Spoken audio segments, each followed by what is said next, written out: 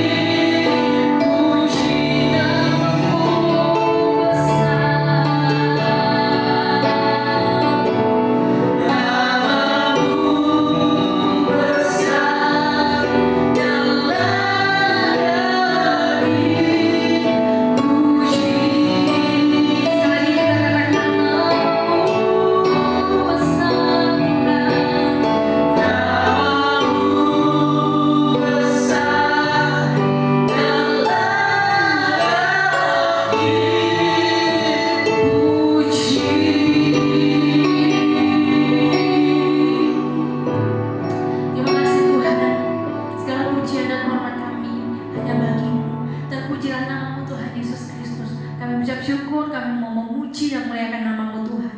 Di dalam nama Tuhan Yesus Kristus kami berdoa. Haleluya. Amin. Baik jemaat Tuhan, dimanapun jemaat Tuhan berada, bersama-sama kita datang memuji dan memuliakan nama Tuhan dengan penuh sukacita. Kita nyanyikan pujian Dasar Dari Yang Kuharapkan.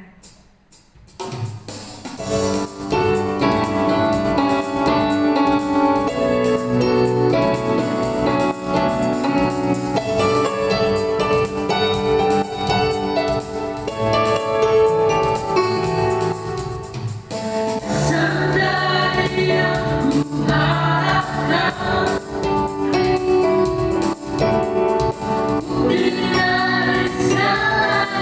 tak kulihat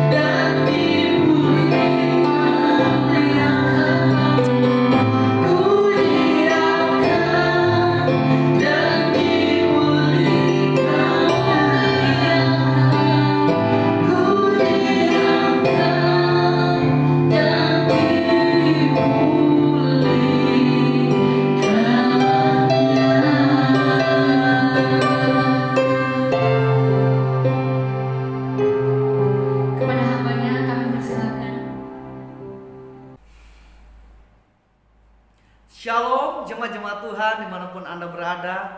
Hari ini kita akan kembali merenungkan firman Tuhan.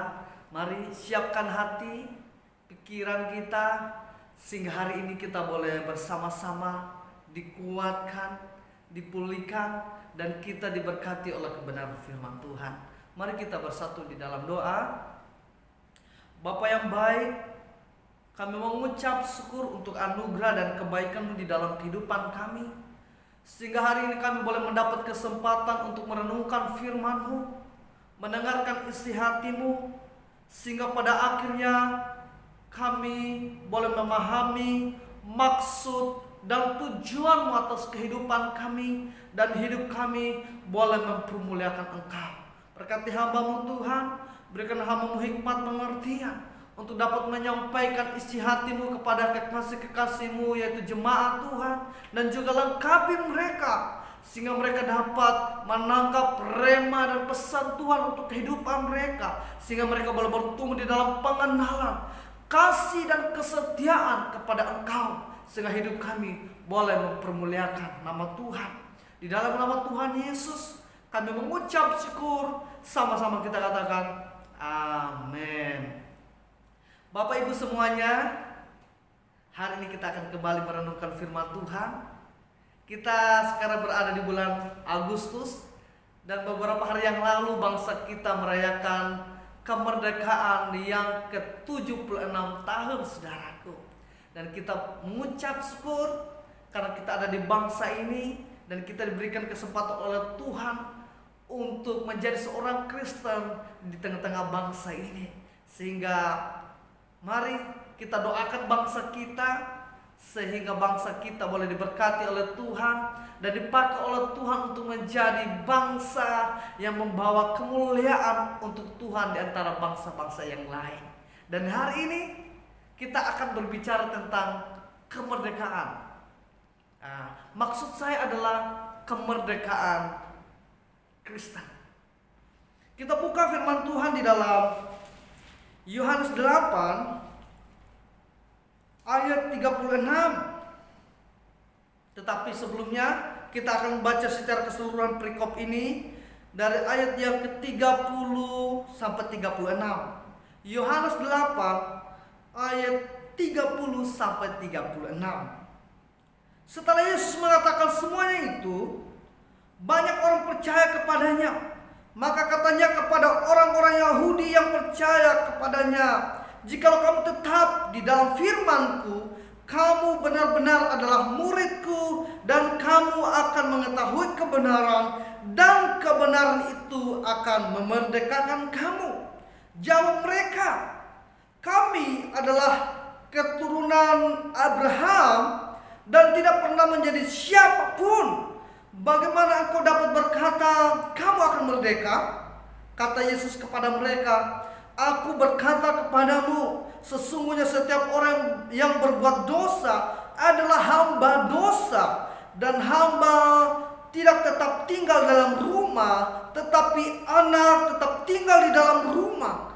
Jadi apabila anak itu memerdekakan kamu, kamu pun benar-benar merdeka." Saudara, Bapak Ibu semuanya, bangsa kita merayakan ulang tahun kemerdekaan yang ke-76 tahun. Kenapa dikatakan sebagai bangsa yang merdeka? Sebab kalau kita melihat kepada masa lalu, kepada sejarah di mana bangsa kita pernah dijajah oleh beberapa bangsa, bangsa Jepang, bangsa Belanda. Tetapi pada tahun 1945 kita meraih kebebasan, kemerdekaan kita sebagai sebuah bangsa. Artinya bahwa kemerdekaan adalah suatu kelepasan dari suatu keadaan perbudakan atau penjajahan, saudaraku. Dan hari ini kita akan berbicara tentang kemerdekaan Kristen. Kalau bangsa kita terlepas dari penjajahan bangsa Belanda dan bangsa Jepang, lalu bagaimana dengan kemerdekaan Kristen? Kita dibebaskan dari penjajahan apa di dalam kehidupan ini? Sehingga Alkitab berkata bahwa ada kemerdekaan Kristen. Dan untuk itu hari ini kita akan belajar tentang itu. Jadi mari kita simak firman Tuhan secara baik. Saudaraku, kita lihat di ayat yang ke-34, Yohanes 8 ayat ke-34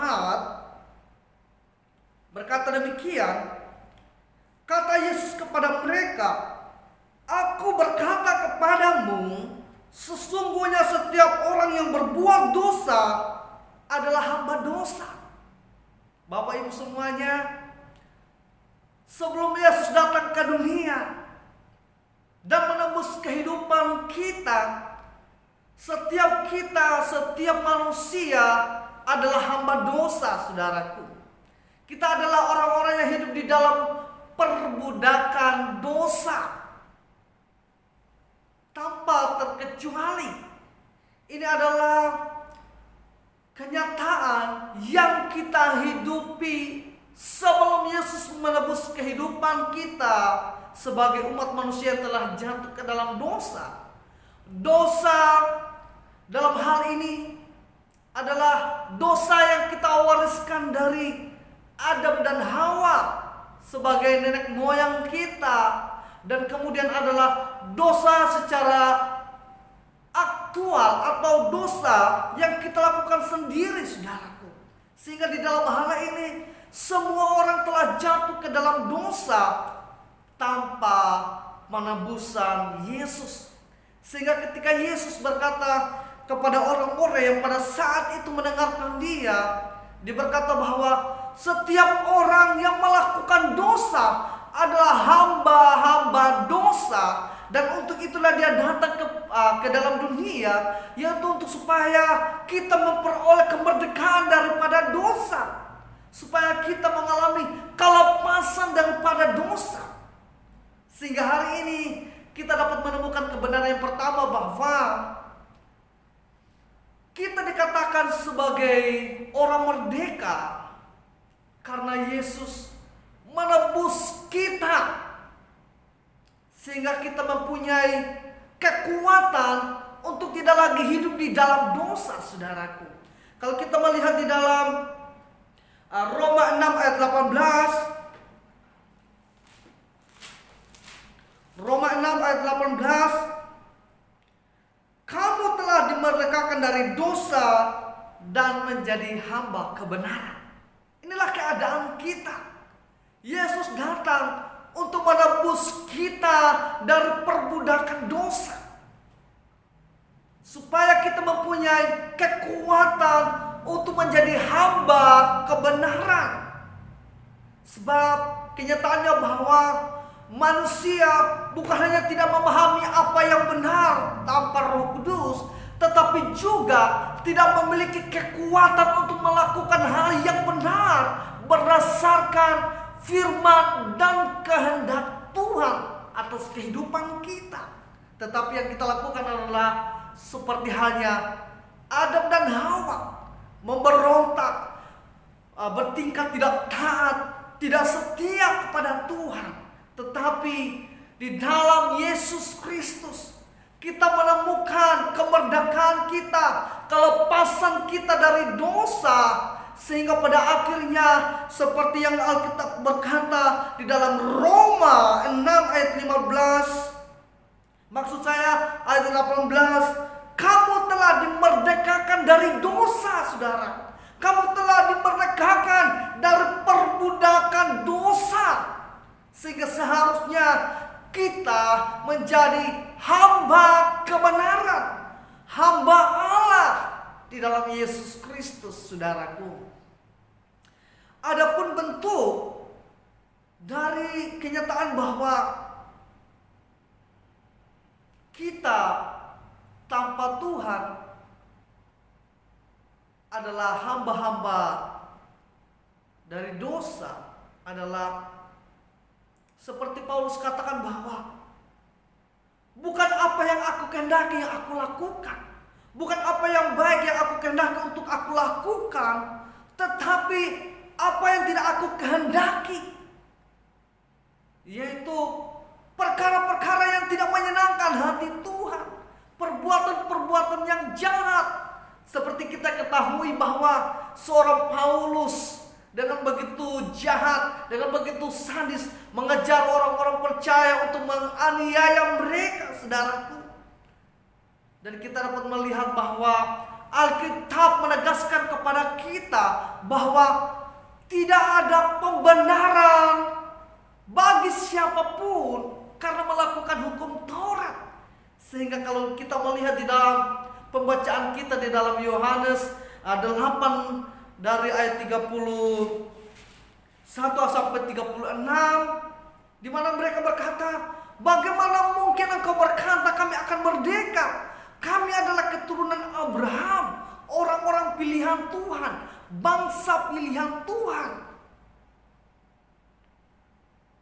Dan Paulus pun menegaskan bahwa tidak ada seorang pun yang benar karena melakukan hukum Taurat. Kita memerlukan kebenaran yang memerdekakan kita, yaitu kebenaran di mana Yesus adalah anak domba Allah yang mati di atas kayu salib untuk menebus dosa yang telah kita lakukan. Maksud saya untuk menebus kita dari perbudakan dosa, sehingga pada akhirnya kita benar-benar merdeka. Seperti yang dikatakan dalam Yohanes 8 ayat 36. Kalau anak itu, yaitu Yesus, memerdekakan kita, maka kita benar-benar merdeka. Bukan seperti pada zaman itu ketika Yesus menyampaikan pernyataan ini.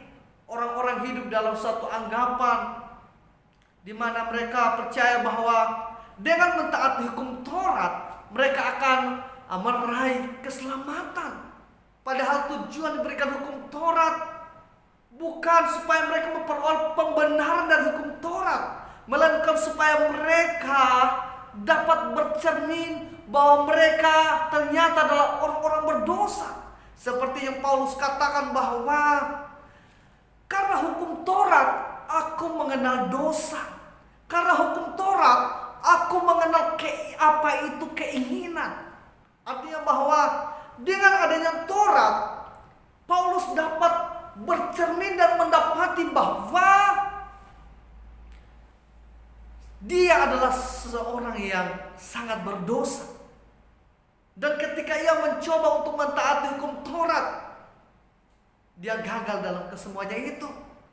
Sehingga di dalam hal ini, ketika dia berjumpa dengan kebenaran bahwa Yesuslah kebenaran yang memerdekakan setiap umat manusia yang percaya kepadanya, dengan begitu teguh Rasul Paulus berpegang kepada kebenaran ini dan membangun kehidupannya, di mana dia mempercayai bahwa keselamatan atau kemerdekaan dari dosa adalah semata-mata anugerah, saudara.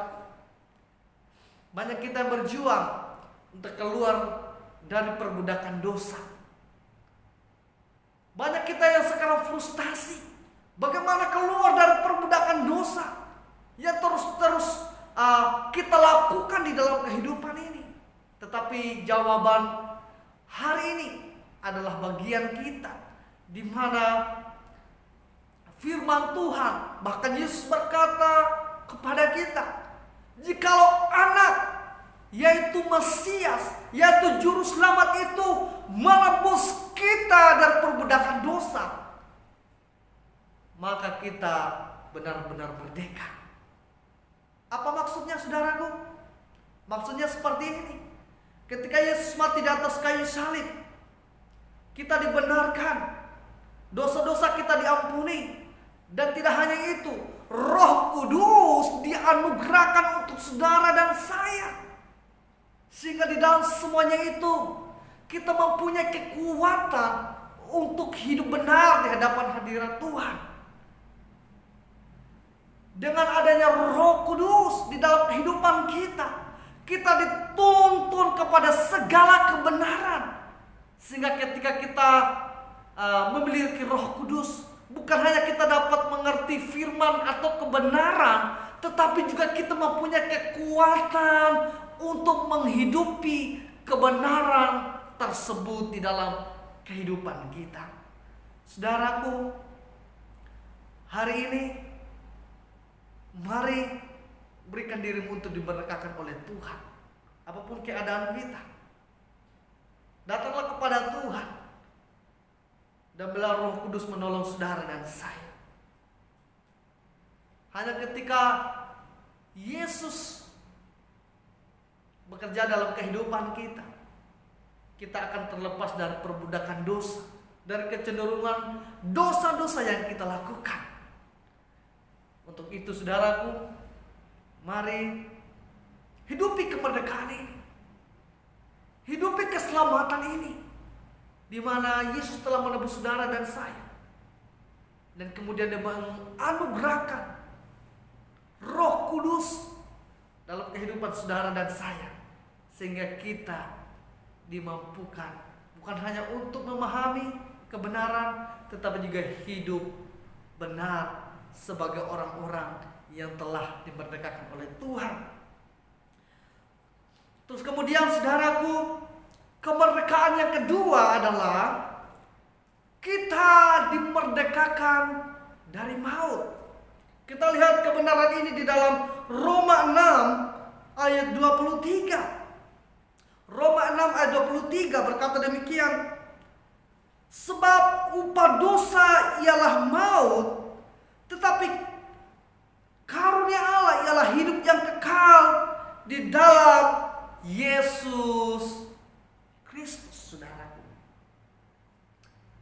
inilah keadaan kita, bahwa tanpa Yesus Kristus, tanpa kebenaran itu yang memerdekakan kita, seharusnya kita adalah orang-orang yang harusnya binasa. Tetapi oleh anugerah Tuhan yang begitu ajaib, anugerah Tuhan yang begitu luar biasa, saudara dan saya boleh menikmati kemerdekaan, kelepasan dari maut. Maut di sini bukan hanya tentang kematian jasmani, tetapi juga kematian rohani, dan tidak hanya itu adalah kematian kekal di neraka, saudaraku. Sehingga sepatutnya kita mengucap syukur dan kita mempermuliakan Tuhan. Sebab seperti yang saya katakan, bahwa tidak ada seorang pun yang dapat menyelamatkan dirinya, menebus dirinya dari keadaan berdosa, tetap semata-mata karena anugerah Tuhan di dalam Yesus Kristus. Sehingga kita boleh menikmati kemerdekaan. Dan tidak hanya itu, saudaraku, kita bukan hanya diampuni, tetapi juga kita dimerdekakan dari tuntutan hukum Taurat, di mana seharusnya kita binasa, tetapi di dalam Yesus Kristus kita menemukan keselamatan dan kemerdekaan bagi setiap kita. Upah dosa ialah maut, tetapi puji Tuhan, Yesus mau mati untuk saudara dan saya. Yesus mau memerdekakan saudara dan saya. Yesus mau menolong saudara dan saya, sehingga hari ini kita menjadi anak-anak Allah. Kita akan melihat bagaimana kita dimerdekakan, saudaraku, dari kenyataan bahwa upah dosa adalah maut, tetapi di dalam kebenaran kita dimerdekakan atau dilepaskan daripada hal ini. Kita lihat di dalam Roma 8 ayat 1 sampai 4. Roma 8 ayat 1 sampai 4. Demikianlah sekarang tidak ada penghukuman bagi mereka yang ada di dalam Kristus Yesus. Roh yang memberi hidup telah memerdekakan kamu dalam Kristus dari hukum dosa dan hukum maut. Sebab apa yang tidak mungkin dilakukan hukum Taurat karena tidak berdaya oleh daging, telah dilakukan oleh Allah dengan jalan mengutus anaknya sendiri dalam daging, yang serupa dengan daging yang dikuasai dosa karena dosa. Ia telah menjatuhkan hukuman atas dosa di dalam daging, supaya tuntutan hukum Taurat digenapi di dalam kita yang tidak hidup menurut daging, tetapi menurut roh. Sebab mereka yang hidup menurut daging memikirkan hal-hal yang dari daging, mereka yang hidup menurut roh memikirkan hal-hal yang dari roh. Karena keinginan daging adalah maut, tetapi keinginan roh adalah hidup dan damai sejahtera. Sebab keinginan daging adalah perseteruan terhadap Allah, karena ia tidak takluk kepada hukum Allah. Hal ini memang tidak mungkin baginya. Saudaraku, di dalam Yesus kita dimerdekakan dari penghukuman akibat dosa, yaitu kebinasaan kekal, saudara. Dikatakan dalam ayat yang pertama dalam Roma 8, demikianlah sekarang tidak ada penghukuman bagi mereka yang ada dalam Yesus Kristus. Haleluya. Kita mengucap syukur untuk kebenaran ini, bahwa di dalam Yesus kita telah dimerdekakan dari kenyataan ini, saudaraku. Kalau kita melihat bahwa kejatuhan Adam dan Hawa ke dalam dosa mengakibatkan mereka mengalami kematian. Kematian yang pertama adalah kematian secara rohani, saudaraku. Sebab Alkitab berkata bahwa ketika kamu makan buah itu, hari itu juga kamu akan mati. Tetapi kita melihat bahwa Adam dan Hawa tidak langsung mati. Mereka masih hidup beratus-ratus tahun. Bahkan Adam sampai 900 tahun. Apakah ini maksud kamu akan mati saat itu juga? Atau hari itu juga adalah kematian secara rohani? Terputusnya hubungan antara manusia dengan Allah, antara ciptaan dengan pencipta, antara sumber kehidupan dengan ciptaan yang membutuhkan kehidupan, saudaraku. Dan kemudian tidak hanya itu, kematian yang berikutnya adalah kematian secara jasmani. Sehingga kita dapat melihat pada zaman dulu orang memiliki umur sampai beratus-ratus tahun, sampai 900 tahun, 700 tahun, 600 tahun. Tetapi perjalanan kehidupan manusia semakin menurun kualitas hidupnya, sehingga umur kita semakin pendek, saudaraku. Kalau dulu, kalau ada orang yang mati pada umur 150 tahun, mereka akan berkata bahwa dosa apa atau kutuk apa yang sehingga membuat dia mati begitu cepat. Tetapi hari ini kita akan melihat dan kita akan terheran-heran,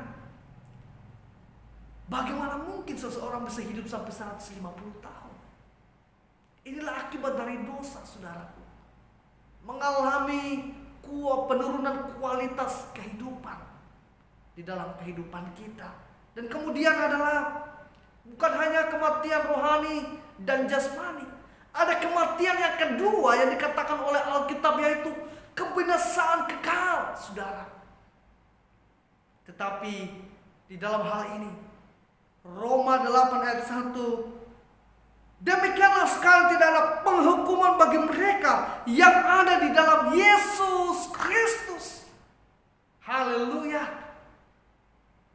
Saudara, kita lanjut melihat kebenaran ini, di mana kita dimerdekakan dari dosa di dalam Efesus 2 ayat 1, 4 dan 6. Efesus 2 ayat 1, 4 dan 6. Kamu dahulu sudah mati karena pelanggaran-pelanggaran dan dosa-dosamu. Ayat yang keempat, tetapi Allah yang kaya dengan rahmat, oleh karena kasih-Nya yang besar yang dilimpahkannya kepada kita, telah menghidupkan kita bersama-sama dengan Yesus Kristus. Sekalipun kita telah mati oleh kesalahan-kesalahan kita, oleh kasih karunia kamu diselamatkan. Dan di dalam Yesus Kristus Ia telah membangkitkan kita juga dan memberikan tempat bersama-sama dengan Dia di surga, saudara. Haleluya. Di dalam Yesus bukan hanya tidak adanya penghukuman untuk saudara dan saya, tetapi juga di dalam Yesus ada kepastian tempat untuk saudara dan saya di dalam persekutuan dengan Bapa di surga, di dalam surga, saudaraku. Inilah kemerdekaan yang kedua yang dianugerahkan oleh Allah di dalam Yesus Kristus untuk saudara dan saya. Selain kita, kebenaran yang pertama dimerdekakan dari perbudakan dosa, di mana Yesus mati di atas kayu salib dan kemudian memberikan roh yang menuntun kita bukan hanya kepada supaya kita mengerti kebenaran sehingga kita mengalami kemerdekaan, tetapi juga memberikan kekuatan kepada kita sehingga kita mempunyai kekuatan untuk menghidupi kebenaran kemerdekaan yang telah kita terima. Dan yang kedua adalah kita dimerdekakan dari hukum maut sebagai akibat dari dosa. Kematian adalah kutuk akibat dosa sebelum Yesus datang, saudaraku. Tetapi kita dapat melihat bersama, ketika anak itu memerdekakan kita, maka kita akan sungguh-sungguh merdeka. Bahkan kematian sekalipun, maut sekalipun tidak berkuasa atas kehidupan kita. Sehingga Rasul Paulus berkata bahwa hidup adalah Kristus, mati adalah keuntungan, saudaraku. Sebelum Yesus, kematian adalah kutuk. Tetapi setelah Yesus memberikan pembenaran dan kemerdekaan bagi saudara dan saya, kematian bukan lagi bagian dari kutuk, melainkan bagian dari solusi yang Allah anugerahkan untuk kita, sehingga pada akhirnya kita kembali ke surga, saudaraku. Sehingga Rasul Paulus dia berkata bahwa mati adalah keuntungan. Saudara, ketika rasul-rasul mati karena iman mereka kepada Tuhan, mereka mati dalam suatu kebahagiaan dan kebanggaan. Seperti halnya Rasul Andreas, saudara. Kalau Yesus disalibkan, kepala ke atas, saudaraku, dan kaki ke bawah, Andreas mati dengan disalibkan terbalik, kepala ke bawah, dan kemudian kaki dan tangannya dibentuk seperti huruf X, saudaraku. Tetapi menurut catatan para bapak gereja, yaitu Eusebius, di mana dikatakan bahwa ketika akan menghadapi kematian, yaitu dalam hal ini adalah Rasul Andreas, sebelum disalibkan, dia memohon kepada orang-orang yang akan menyalibkan dia untuk memberikan satu kesempatan untuk dia berbicara dengan salib, di mana dia akan disalibkan pada salib itu. Dan kemudian dia mendapat kesempatan dan disaksikan oleh orang begitu banyak. Dia berkata kepada salib itu, "Oh salib yang mulia, bawalah aku kepada guruku, bawalah aku kepada Tuhanku. Hatiku rindu untuk berjumpa dengan Tuhanku. Sebab kematian bukanlah suatu kemalangan, tetapi suatu perjalanan kembali kepada kemuliaan. Sebab surga lebih indah daripada dunia ini." Dan itulah menjadi kerinduan Andreas, sebab dia menemukan kebenaran bahwa di dalam Yesus tidak ada penghukuman, tetapi kemuliaan. Di dalam Yesus tidak ada penghukuman, tetapi pembenaran. Di dalam Yesus tidak ada kecelakaan di dalam kematian, tetapi keuntungan. Sebab dia akan mengenakan kehidupan yang kekal. Sebab dia akan menikmati kebahagiaan yang kekal di dalam surga bersama dengan Kristus, saudaraku. Sehingga hari ini kita sebagai orang-orang yang telah dimerdekakan dari maut di dalam Yesus Kristus, kita memandang kehidupan ini dengan cara yang berbeda. Kita memandang kematian bukan sesuatu yang harus membuat kita gentar, tetapi membuat kita bersyukur. Sebab di dalam Kristus, kematian yang dulunya adalah kutuk akibat dosa, tetapi diubahkan menjadi suatu kemerdekaan yang membawa kita kepada perjalanan kepada surga, saudaraku. Hari ini kita akan lanjut. Apa tujuan kita diselamatkan oleh Kristus? Kita lihat di dalam Roma 7 ayat 4. Roma 7 ayat 4. Roma 7 ayat 4. Roma 7 ayat 4 berkata demikian, sebab itu saudara-saudaraku, kamu juga telah mati bagi hukum Taurat oleh tubuh Kristus, supaya kamu menjadi milik orang lain, yaitu Dia yang telah dibangkitkan dari antara orang mati, agar kita berbuah bagi Allah. Inilah tujuannya, saudaraku. Kita diselamatkan, kita dimerdekakan dari dosa dan hukum maut, supaya pada akhirnya kita hidup bagi Allah, supaya pada akhirnya kita menjadi milik Allah, dan kita boleh berbuah bagi kemuliaan Tuhan. Banyak kita yang berpikir bahwa kita dapat menikmati kemerdekaan yang dianugerahkan oleh Yesus tanpa kita harus menjadi milik Tuhan dan kita mengabdikan diri kepada Tuhan.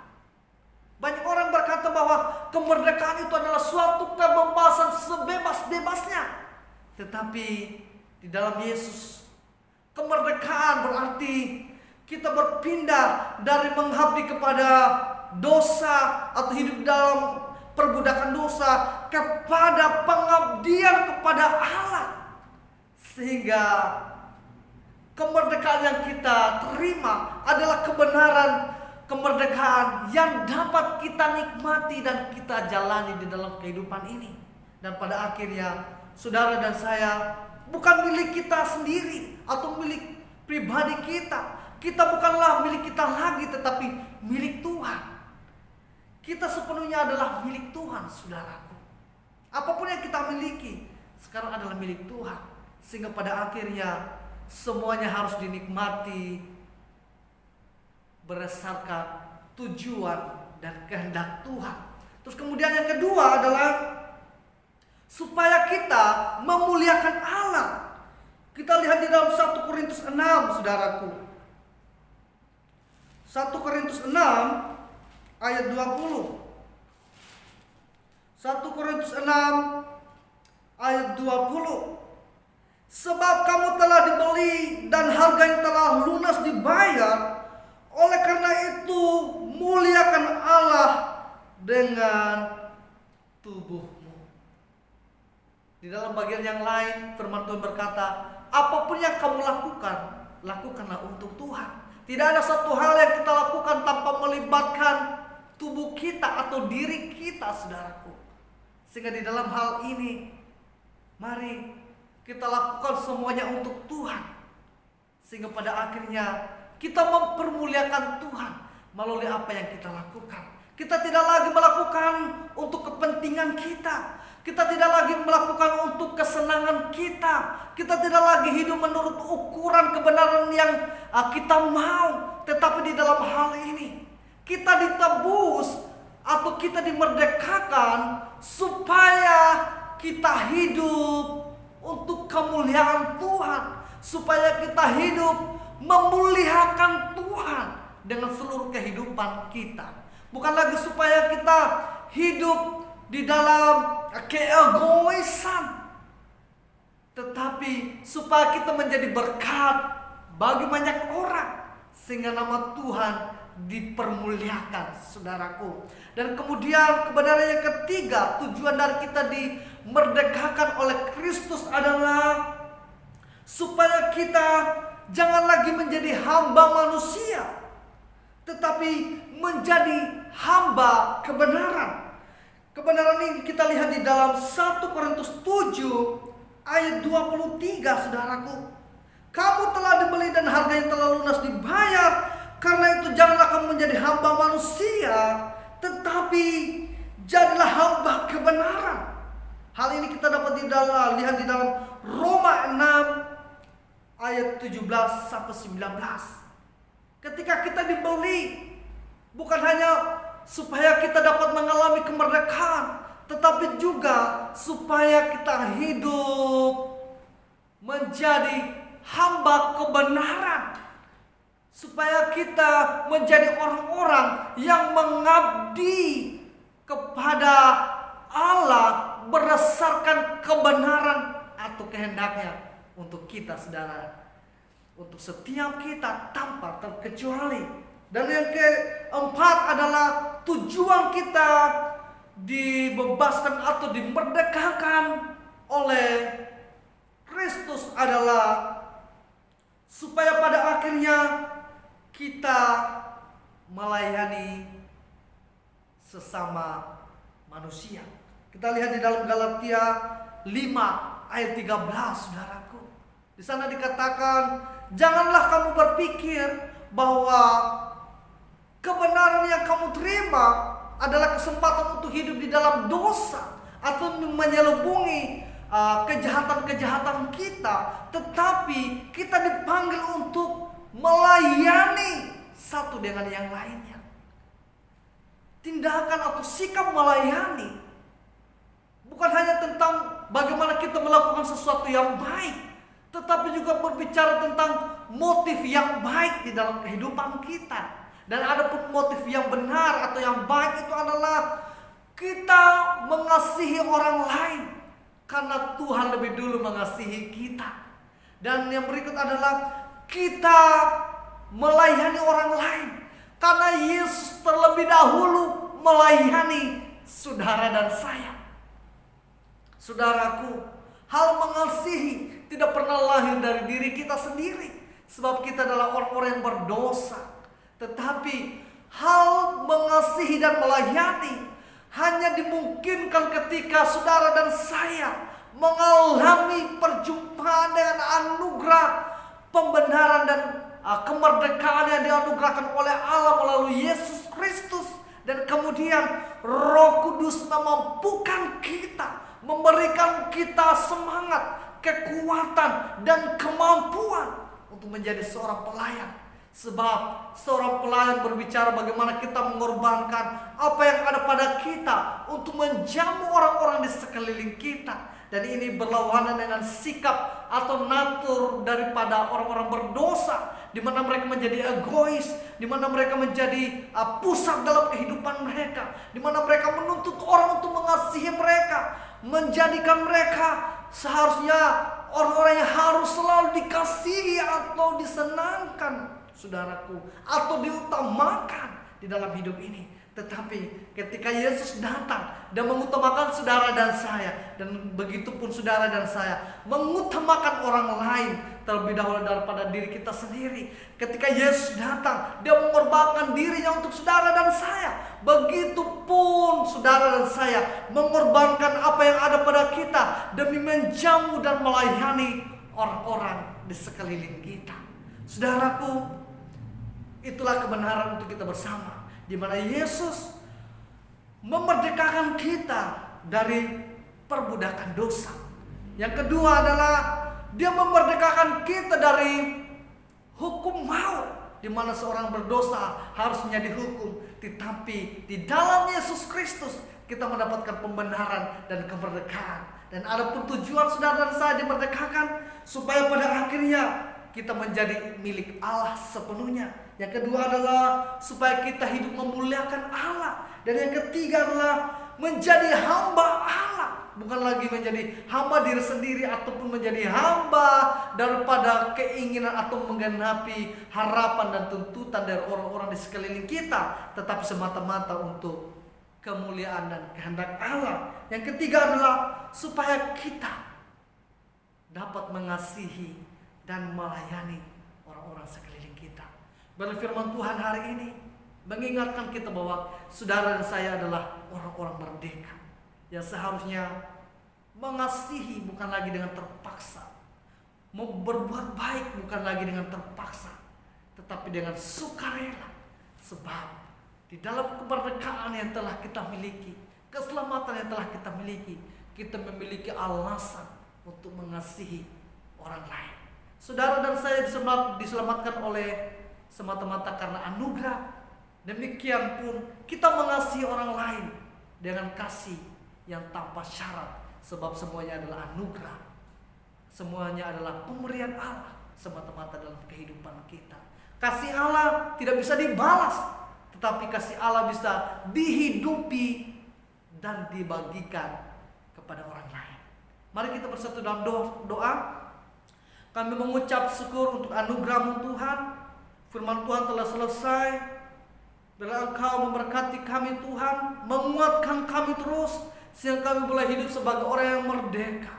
Dan kemudian kami menggenapi dan kami menghidupi tujuan dari kami dimerdekakan, yaitu dimana supaya kami menjadi milik-Mu, supaya kami memuliakan Engkau, supaya kami menjadi hamba-Mu, dan supaya kami mengasihi dan melayani sesama kami, sebab Engkau terlebih dahulu mengasihi dan melayani kami. Di dalam nama Tuhan Yesus kami mengucap syukur, sama-sama kita katakan amin. Haleluya. Jemaat Tuhan, kita sudah mendengarkan kebenaran firman Tuhan, dan kita akan mengakhiri ibadah kita hari ini. Kita akan menerima doa berkat sebelumnya kita naikkan pujian El Shaddai.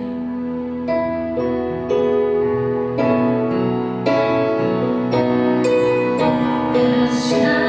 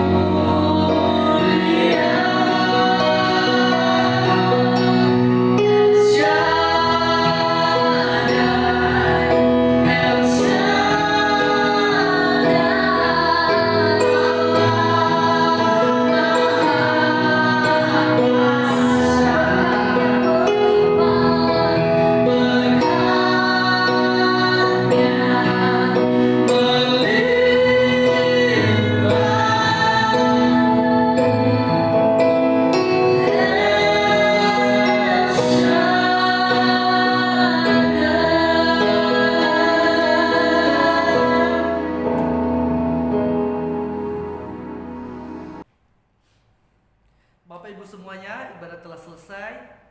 Mari kita bersatu di dalam doa. Bapa di surga, kami mengucap syukur Tuhan untuk ibadah hari ini, di mana Engkau kembali mengingatkan kami bahwa kami adalah orang-orang merdeka di dalam Kristus. Bahwa kami telah dimerdekakan dari dosa, dan kami telah dimerdekakan daripada maut, sehingga pada akhirnya kami menjadi orang-orang yang menjadi milik Tuhan, hidup untuk kemuliaan Tuhan, menjadi hamba Tuhan, dan mengasihi sesama kami. Mari angkat kedua tanganmu di hadapan Tuhan. Kasih dan sejahtera daripada Allah Bapa di surga mengalir dalam kehidupan setiap kita. Kasih anugerah melalui putranya yang tunggal, dan persekutuan yang dikerjakan oleh Roh Kudus menjadi bagian setiap kita mulai hari ini sampai selama-lamanya. Sama-sama kita katakan amin. Bapak semuanya, ibadah telah selesai. Tetap andalkan Tuhan, jaga kesehatan, supaya lain kesempatan kita boleh bersama-sama ada di gereja, memuji dan menyembah Tuhan. Shalom, Tuhan Yesus memberkati kita semuanya.